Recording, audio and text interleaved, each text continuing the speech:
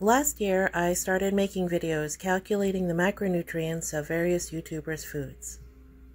For those of you who don't know, I am currently trying to lose weight myself, and this is something I do when I order takeout or come up with a new recipe. These videos have become pretty popular because people are curious about what foodie and candy are eating.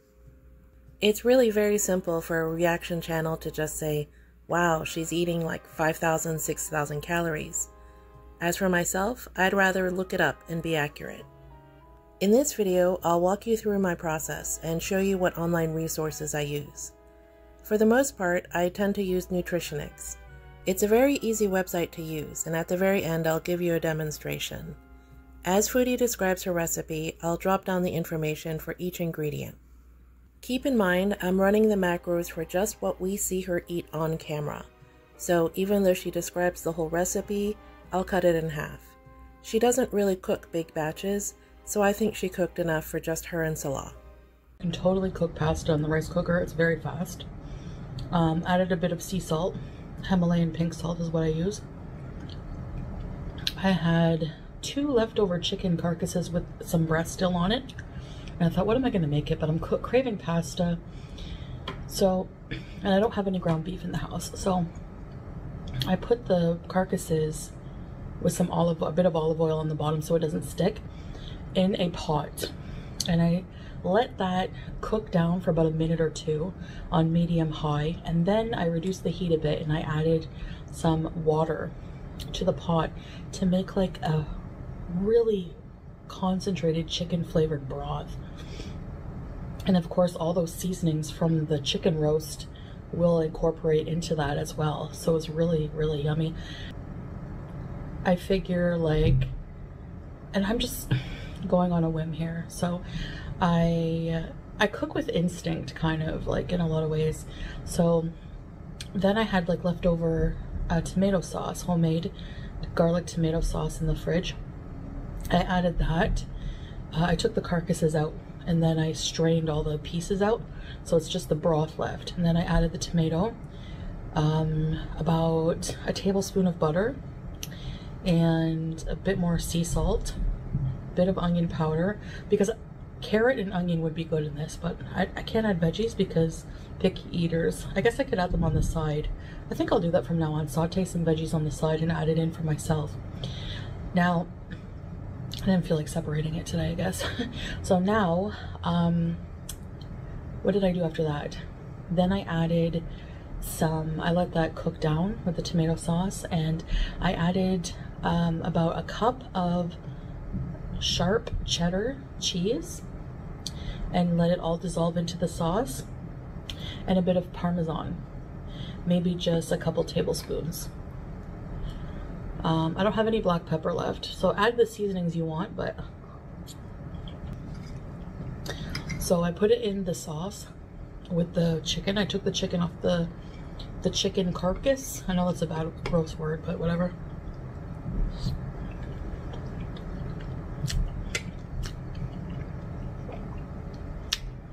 I took it off the bones.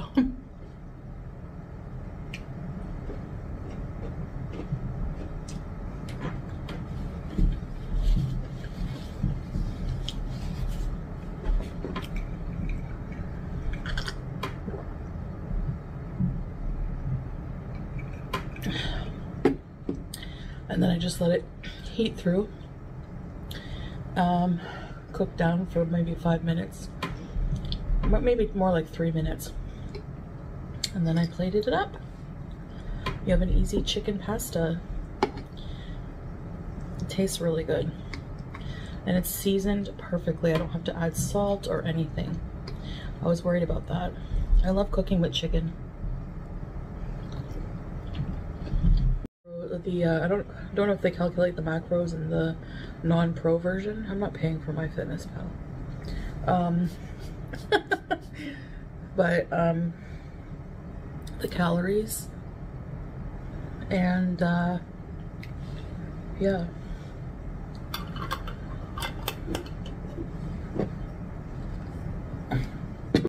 So as promised, here's how you use Nutritional.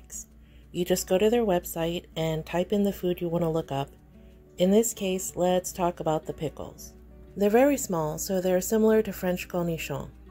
You just type in the name of the food, estimate the quantity, and then the macronutrients pop up. Now, because we can't see the label and we don't know that's nutritional information, we're just using this as a wild card. Just estimate it as a little something extra she ate on the side. Sometimes when you're not completely sure about a food, the best you can do is estimate. One important ingredient that Foodie mentioned several times was Himalayan pink salt. She went back and forth calling it pink salt or sea salt, which are two totally different things, but here are the numbers for Himalayan pink salt. It appears 3 times in this recipe. First on the seasoned chicken, then on the pasta, and then again in the sauce. So I'm estimating in total she probably used at least 1 teaspoon, or a half a teaspoon for her portion. When you add it all up, this is what you get. 1,402 calories, 80 grams of fat, 2,665 milligrams of sodium, 117 grams of carbs, 5 grams of sugar, and 67 grams of protein. Now, I do get a big segment of my audience who thinks I'm overly conservative, but I count it the way I see it. If you really think that I'm that far off, then by all means, extrapolate out. I gave you the macros for each individual ingredient, and you can just multiply it as you see fit. I'm not prone to exaggeration in my personal life, and that carries over into my YouTube videos. So if I had any message for Foodie about this particular dish, it would be that you should probably run these macros before you cook, and then tweak it. For example, if you knew you were just going to make a chicken stock, you didn't need the olive oil at all. All you do is add water to your chicken carcasses and boil them for a while. The depth of flavor is already there because the chickens were already roasted. Another thing is the weird use of cheese here. Cheddar cheese, when boiled into a sauce, just kind of disappears. If you wanted a creamy texture, a simple tablespoon of heavy cream would have done it. Anyway, you get the idea.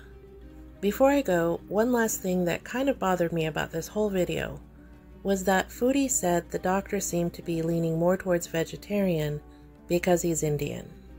She's conveniently forgetting the whole discussion about the protein in her urine and how she's supposed to limit her meat intake. This also goes hand in hand with how she conveniently forgets about portion size. 1 palm and a half of rice isn't a cup and a half, Foodie. And in all of her trips to the store, she's never come across measuring cups or a food scale. Weird. Anyway, drop me a line in the comments and let me know what you think. I'd love to hear from you.